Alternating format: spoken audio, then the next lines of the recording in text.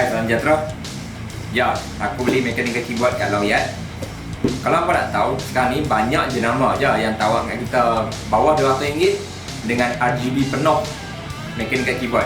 Tapi tak banyak jenama yang tawar kat kita bawah RM200, RGB penuh, full RGB dengan ada benda ni.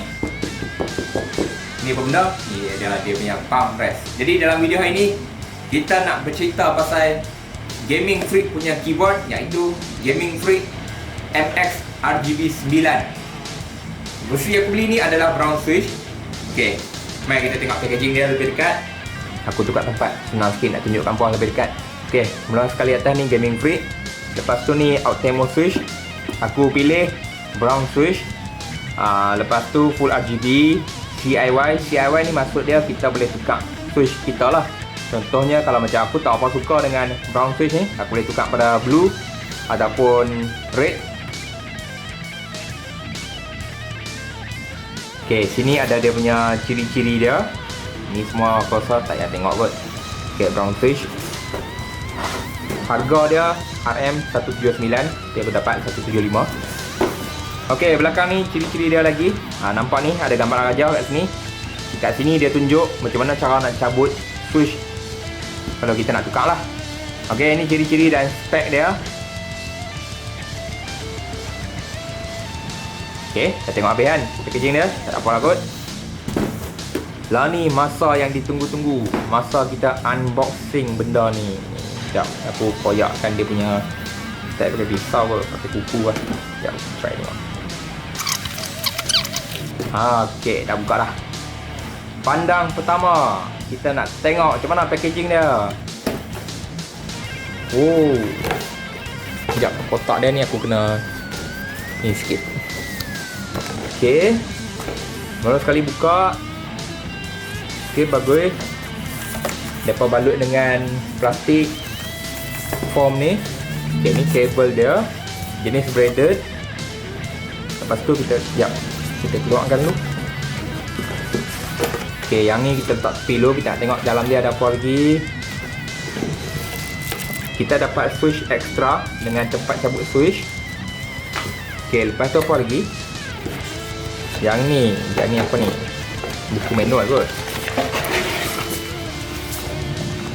Ya, betul. Yang ni dia punya manual. Kat sini ada dia punya spesifikasi dia dan juga ciri-ciri dia. Ok, belakang tak ada apa dah. Ok, yang ni semua kita tak tengok. Kita letak tepi dulu. Ok, buka dulu. Yang ni bukan polystyrene tau. Yang ni dia bagi macam span. Oh, bagus. Boleh pakai semula. Ok, sama je. Ok, kita keluarkan dia daripada plastik. Oh, ini palm rest dia. Ini ya. Oh, boleh cabut magnet. Ya, ni keyboard dia. Sekejap, keluarkan semua dulu. Jadi kita tengok lebih dekat. Dan ni dia punya palm rest dia. Itulah aku cakap. Ini bawah RM200, dia ada datang ni kan. Ni dia okey lah. Dia nak kata kuat sangat tak juga. Tapi kalau kita dekat, memang dia lekat lah. Ok, ni brown switch. Tapi tak apa. Kita ini tak tepi dulu. Ok, mula sekali kita tengok dia punya keyboard dia. Keyboard ni guna switch jenis terapung. Boleh nampak kat sini. Lepas tu dia punya atas ni aku pegang. Oh, dia macam aluminium. Dia macam ada garis-garis halus tau. Kabel tak boleh cabut. Kabel memang jenis fix tapi dia braided. Dan kabel ni juga ada penutup. Okey. Okey, nampak tak switch dia? Kita tengok lebih dekat nanti. Okay, ni dia atas dia. Okay, kita tengok bawah dia dulu. Tengok bawah dia. Oh, bawah dia macam ni. Ui. Oh, bagus. Dia ada bagi tempat untuk cabut keycap. Pernah cabut dia? Oh, sini. Tak juga. Okey, dah cabut dah. Okay, ni keycap puller dia. Sekejap lagi aku tunjuk macam mana cara nak keluarkan keycap dia. Kita tengok dulu bawah dia. Okay, sini ada rubber feet. 1, 2, 3, 4. Lepas tu kat keyboard Ryzen ni ada getah juga. Keyboard Razer ni kita tengok macam mana kualiti dia. Kita check kan, semua bahagian kita kena check. Oh, okey lah. Dia tak ada macam ada satu keyboard aku biasa pakai, Imperial Mesh 10 tu. Keyboard Razer dia memang bagi aku tak apa bagus. Sini pun dia ada rubber fit juga dekat dia punya keyboard Razer ni. Okey, bagus. Okey, bawah dah tak apa dah. Kat kabel dia ni dia ada bagi pengikat kabel macam pengikat buku tu. Jadi senanglah kita nak ikat kita punya kabel. Dengar ada bunyi kalau kita buka. Dia macam kain nylon tak silap. Macam butang-butang kat sebelah sini. Kita boleh cabut senangnya kan. Bila cabut nampak ni, ni brown switch. Dia keycap puller ni dia pakai untuk macam switch kat tengah-tengah ni. Masukkan kat switch dia macam ni. Pastikan ada bunyi. Tu tarik lah. Nampak? Dia punya keycap berkeluar kan. Ni lah fungsi keycap puller ni. Keycap dia ni jenis ABS plastik, double shot printing. Macam mana double shot printing tu? Double shot printing ni nampak tak? Satu lapisan sinar ni dekat dalam dan satu lapisan warna hitam ni dekat luar. Yang ni rasanya boleh pakai lama. Kita pasang balik. Senang je pasang balik. Tadi kita cabut kan. Ni kita pasang balik. Pasang balik cuma letak macam ni je. Dah selesai. Pasang balik satu lagi ni. Senang je. Letak je. Tekan sikit. Dah siap. Lepas tu apa lagi tadi kita cabut? Oh, dia punya keycap puller dia. Kita akan letak balik keycap puller dia ni. Okey, keycap puller dia ni letak macam ni je. Bagus juga. Dia bagi simpan dia punya keycap puller kan. Okey, letak kat sini je. Dah selesai. Dari segi sambungan USB dia ada penutup. Bila kita buka je, jap, saya buka. Okey, buka je nampak jenis gold plated. Dia tahan karat lah. Nampak tak? Dia macam warna kuning-kuning kan. Okey, tutup balik. Kita pasang balik dia punya palm rest dia. Nampak dia lekat terus. Okey, lepas tu kita nak hidupkan dia lah. Setelah ni waktu siang, aku harap boleh nampak lah. Okey, mana dia wire dia. 1, 2, 3. Wow. Mula-mula sekali kita pasang, kita akan nampak RGB. Tapi sebelum RGB tu nak menyala, dia ada efek yang warna putih pusing-pusing dulu. Lepas tu baru dia menyala. Kita tengok yang ni dia paling terang ke apa? Sekejap, kita tengok. Okey, untuk cerah dan bagi gelap, kita tekan butang FN. Hero atas, hero bawah lah. Kita tengok. Oh, ni dah paling terang dah. Oh, ni kira tutup habis. Ni kira paling minimum. Ni paling terang. Okey. Oh, kita tengok juga dari segi lebih dekat sikit. Oh, dekat sisi dia ni ada lampu warna merah. Nampak tak? Sekejap, aku cuba tunjuk bagi hampa nampak. Nampak? Di sini dia ada lampu. Kita boleh tutup lampu ni juga. Tapi lampu merah kat sisi tu dia tak apa terang-terang lah. Kalau nak banding dengan RGB yang keyboard ni tawarkan. Aku dipahamkan juga dia guna SND punya LED. Jadi mungkin lebih tahan lama lah. Kita juga boleh tukar arah RGB ni dengan cara kita tekan FN dan tekan arrow sebelah kiri. Tengok aku buat nampak RGB dia tukar arah. Lepas tu kita boleh lajukan dia dengan perlahankan dia lah. Dengan cara kita tekan FN, lepas tu tekan plus ataupun minus lah, tambah ataupun tolak. Kita bagi paling laju. Ni paling laju. Nampak tak? Okey, lepas tu kita kurangkan dia punya pergerakan dia. Ni kira yang paling perlahan. Paling perlahan pun bagi aku laju juga lah.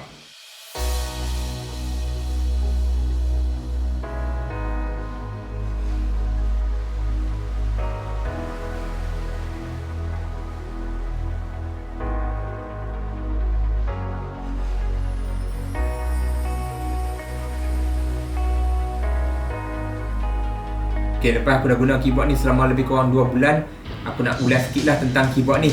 Mula-mula sekali aku nak bagi pendapat aku dulu tentang dia punya rekaan keyboard ni. Keyboard ni pada pandangan aku, kalau hampa tak on dia punya RGB, dia nampak macam biasa-biasa je, tak nampak unsur-unsur macam keyboard gaming. Tapi bila hampa nak on dia punya RGB ni kan, lepas tu tambah lagi dia punya side LED ni, oi, memang nampak garang. Nampak dia punya unsur-unsur striking tu memang ada lah. Dia punya side LED ni pada pendapat aku tak ada pun tak apa. Tapi kalau ada tu dia kira macam bonus lah untuk aku. Cakap mengenai dia punya side LED ni, dia punya side LED ni bukan kata boleh menyala statik macam ni je. Dia ada lagi satu pilihan kita boleh buat bagi dia berklip. Nampak tak? Macam aku tak apa suka sangat lah dia punya side LED ni. Bagi aku lebih suka keyboard yang minimalistik dan tak ada unsur-unsur striking lah. Setiap kali aku nak guna je keyboard ni, aku akan tutup dia punya side LED ni. Macam apa, mungkin apa suka lah. Lepas tu keyboard ni dia berat. Mungkin ada setengah orang tak apa suka keyboard yang berat-berat. Keyboard ni berat dia lebih kurang 1 kg. Macam aku pun memang suka lah keyboard yang berat. Sebab masa typing tu, aku ni jenis orang yang suka type kuat-kuat. Aku tak tahu siapa. Contoh aku tekan secara macam ni pun, sebab tambahan dia punya rubber feet yang cengkam kat meja, memang dia tak mudah nak gerak-gerak lah. Kalau macam aku goyang-goyang macam ni pun, dia tak gerak. Lepas tu yang ketiga, aku suka dia punya palm rest dia lah.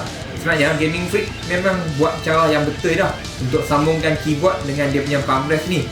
Sebab kalau macam jenis mechanical keyboard yang guna palm rest yang jenis clip, memang sampai satu masa nanti dia akan patah jugalah. Jadi cara guna magnetic ni adalah cara yang paling betul aku rasa pada pendapat aku.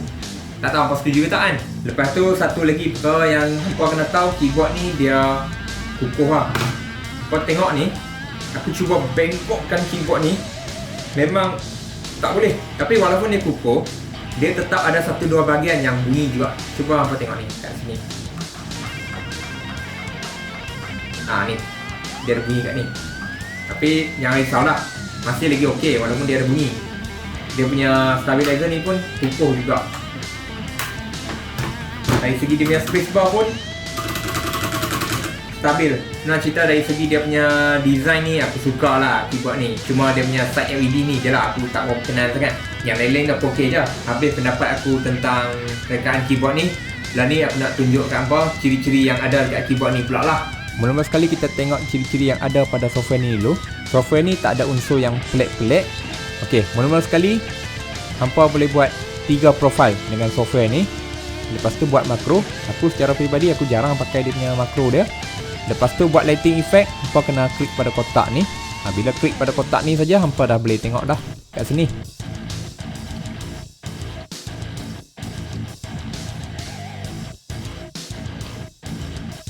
Okey, lepas tu kalau untuk buat custom, hampa cuma klik pada yang ni.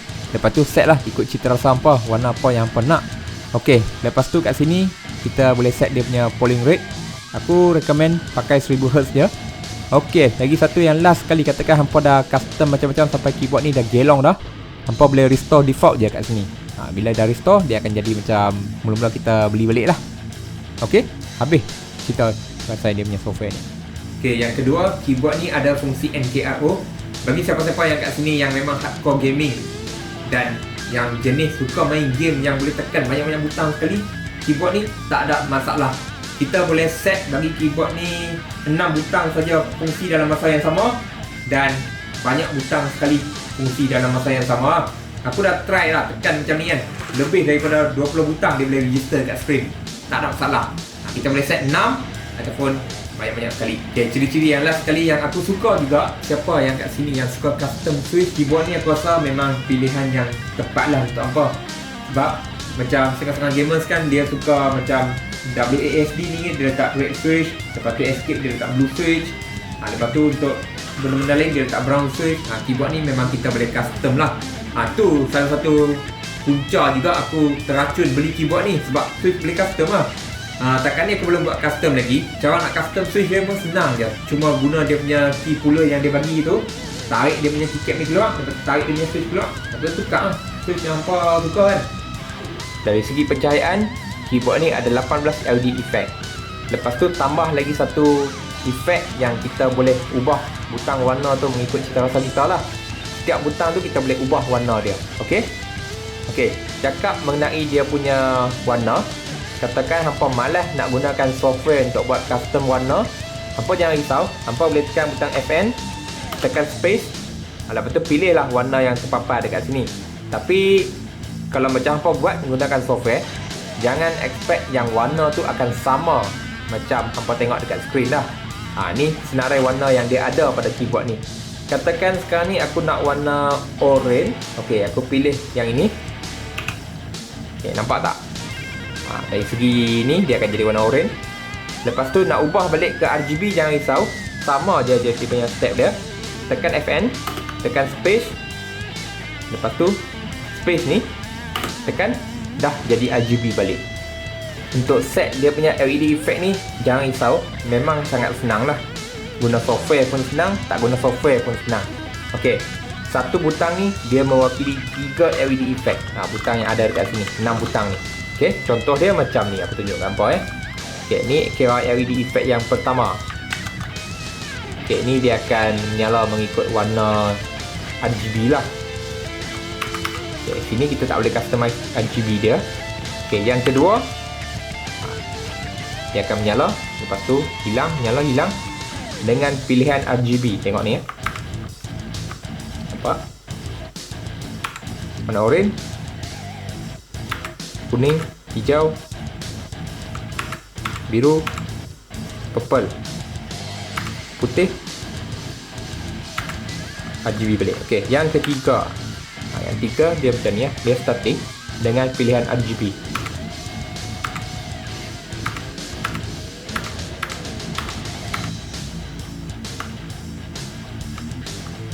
Okey, yang keempat.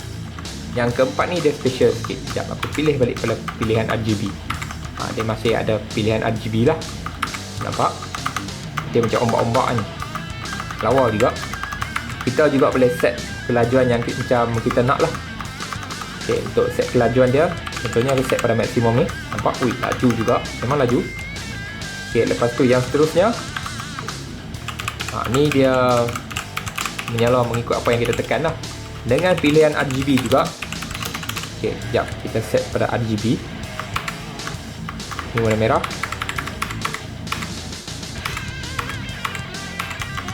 Yang hijau.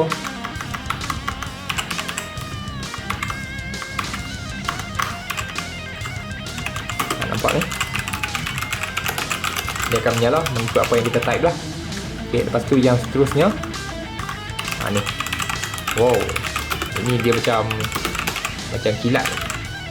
Okey, aku kurangkan dia punya kelajuan dia. Lepas tu yang seterusnya. Okey, yang ini dia macam wave dengan pilihan RGB.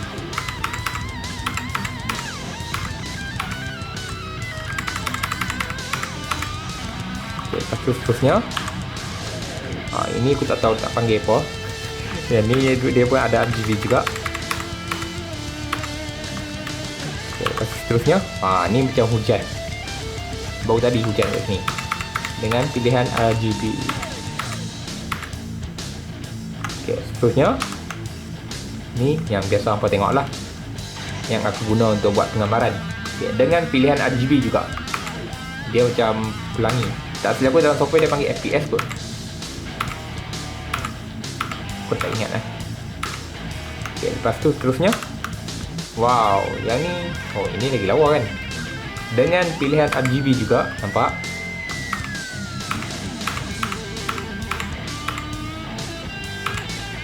Okay, kita tengok boleh tak buat customize warna? Boleh. Nampak tak? Kita akan pilih warna yang pelik sikit.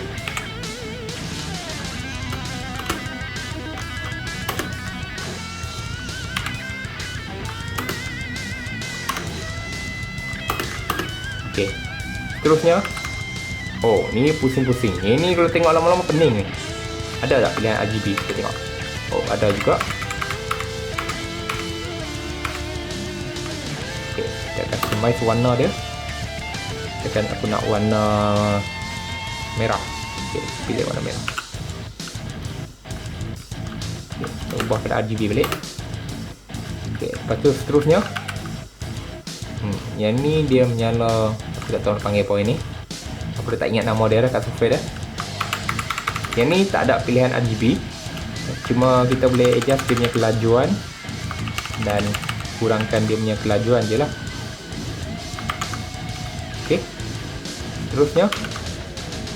Yang ni aku tak tahu. dia macam menyala suka hati ya. Dengan pilihan RGB, ya ada pilihan RGB dia. Oh, yang ni dia macam ombak, boleh bagi laju lah. Ya, oh ni bagi laju. Kita boleh pilih arah mana dia nak tolak. Menarik.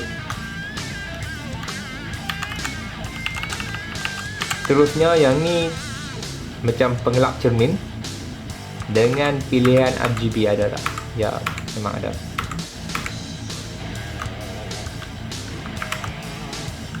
Okay, lepas tu yang ni dia ada pilihan RGB juga. Tapi hampa tengok ni, hampa kena pilih yang atas ni. Okay, katakan aku pilih yang ni kan. Jadi siapa yang suka menaip, dia akan ubah lah. Kalau kita tak menaip, dia tak ubah warna dia. Okay, katakan aku tekan butang laju-laju lah. Sekejap kita tengok. Okay, katakan aku tekan butang, kita tengah menaip laju ni, nampak warna dia akan ubah. Nampak kan? Kita tarik macam ni, dia akan ubah warna dia. Kita tengok kalau kita pilih warna yang lain, warna merah ke. Okay, lepas tu kita tengok, dia akan jadi warna merah kalau kita tekan laju-laju lah. Kita tengok warna yang lain lagi, kita pilih pada biru. Okay, ni warna biru muda. Kalau kita menaik, macam ni ya. Okay, seterusnya ini aku rasa yang last sekali. Yang ni ada tak pilihan RGB? Oh, ini tak ada pilihan RGB. Oh, dari segi kelajuan pun kita tak boleh nak adjust.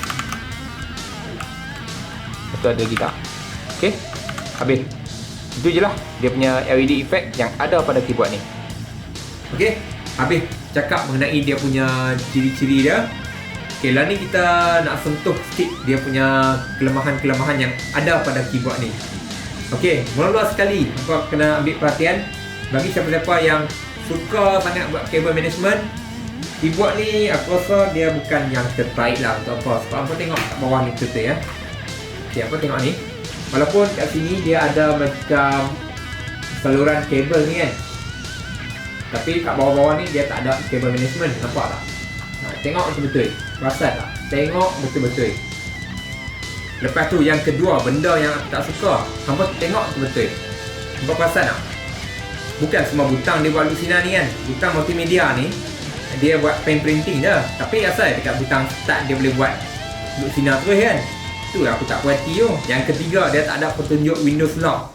Pada pengguna baru mungkin hampa akan keliru sikit lah. Macam apa aku dah biasa, tak ada masalah. Benda ni tak ada pun okey je. Jadi hampa jangan terkejut kalau macam tekan-tekan butang Windows tu dia tak menyala kan. Padahal Windows dah lock dah. Okey. Lepas tu kekurangan yang keempat yang aku rasa aku tak berapa berkenan juga pada keyboard ni. Keyboard ni dia senang lekat kotak macam jari siapa yang jenis berpeluh ni, kalau hampa rawat dia main tepi ni, nanti hampa kena bersihkan lah. Sekejap jari hampa kat tepi ni kan, dia akan lekat habuk dia kat sini-sini semua celah ni. Tapi walaupun dia tangkap habuk cepat, kita nak bersihkan dia pun guna beruih sapu ya. Senang juga nak bersihkan dia, cuma dia senang lekat habuk lah kan. Tu tak apa suka dengan keyboard ni. Tapi okey lah, harga dia kan okey lah. Okay, sebelum aku nak tutup video ni, satu perkara yang aku nak tunjuk dekat hampa sangat-sangat. Aku memang nak tunjuk kat hampa sangat-sangat. Sebab apa tau? Bagi aku, company yang memang buat barang-barang gaming, dah lama dah buat barang-barang gaming kan, dia boleh, apa tengok aku tak mau cakap apa lagi. Apa tengok dulu. Mana dia ni kotak dia? Okey, sekejap aku tunjuk kat hampa. Dia buat kesilapan besar lah pada pendapat aku. Bagi aku memang memalukan jugalah kalau aku punya syarikat ni memang, malu oh. Aku tak tahu. Okey, hampa tengok dia punya manual dia nak tunjuk kat hampa. Cuba hampa tengok ni. FN F1 dia tulis untuk komputer. Tengok ni F1. Ni untuk zip player. Lepas tu FN F2 untuk Internet Explorer. Aku punya ni F2 dengan F3 ni untuk naikkan turunkan volume. F4 ni untuk mute. Apalah, main campak je ni aku rasa ni. Macam mana dia buat kerja, memalukan jugalah bagi aku. Kadang-kadang mereka main campak je kan. Jadi aku rasa tu je lah untuk video kali ni. Terima kasih sebab menonton. Kalau minat untuk beli keyboard ni, boleh tengok ruang description dekat bawah. Terima kasih banyak-banyak. Kita jumpa lagi dalam video yang lain. Aku ada produk gaming freak lagi. Aku tengah tunggu ni, tak sampai-sampai lagi ni. Aku tunggu nanti. Okay? Bye.